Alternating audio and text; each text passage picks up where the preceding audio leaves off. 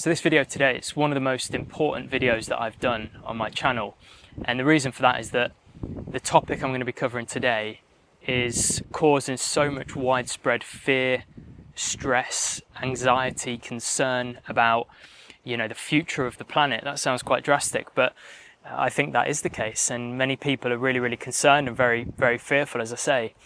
And this is obviously related to what's going on politically around the world, what's going on in the US, and worldwide issues that do have a big impact on us ultimately, eventually, or could have a big impact on us.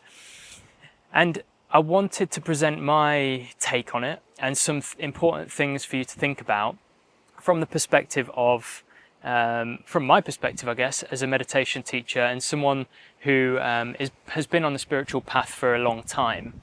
And I guess I'm going to be sharing my perspective and how it's helped me, because it has helped me. I don't particularly feel affected by fear or anxiety or any of those types of things.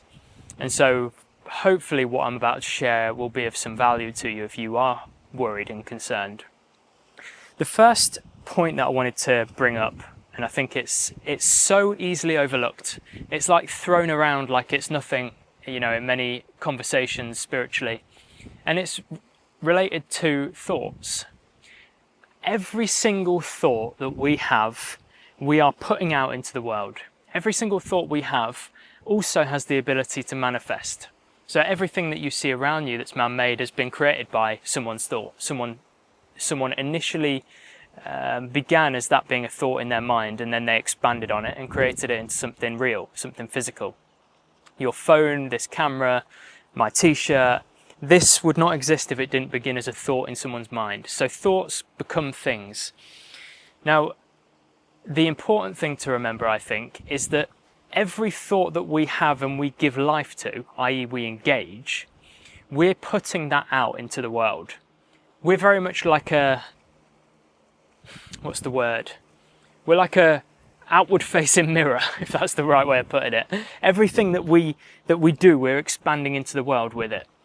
And every bit of fear, every bit of stress, every bit of anger, that whether it's just or not, that you direct towards political leaders, people in the world, religions, countries, anyone outside of yourself, you're adding to the problem. And I don't want to make that point lightly. I want that to be really deeply instilled in anyone that's interested in what I have to say, because that is huge. To know that by us becoming angry and worrying about a situation, not only I've got red ant on me, not only are we making it worse for ourselves, because ultimately we're the ones that are experiencing those emotions, we're adding to the problem. This is why so many spiritual teachers tell you, don't look outside of yourself, look inward, because as you change yourself, you inadvertently help to change the world.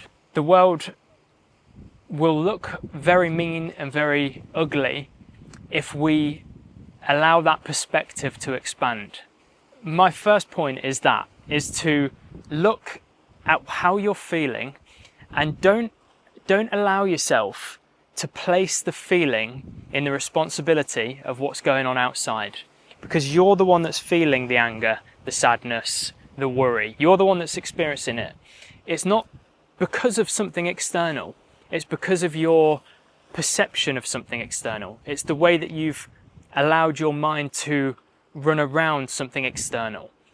Donald Trump is a name that to a baby, Donald Trump means nothing, because a baby has not created a perception around him, whether it's right or not. When we create a perception of something, we're then allocating it into a particular area of our mind, and depending on how we allocate it, we're then going to expand on the flavour of that allocation. So if it's based on anger or frustration, we're fueling that area based on our perception.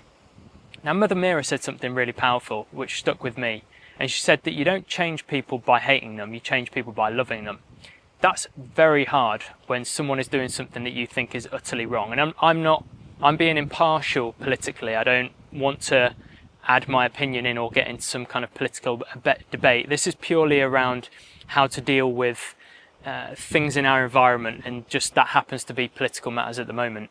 So what Mother Mira said was so incredibly powerful, because what that does and what that means is that the emphasis is now on us in order to transform how we're feeling about the other person. And in doing that, we then create an environment within ourselves which is more loving, or at least more neutral.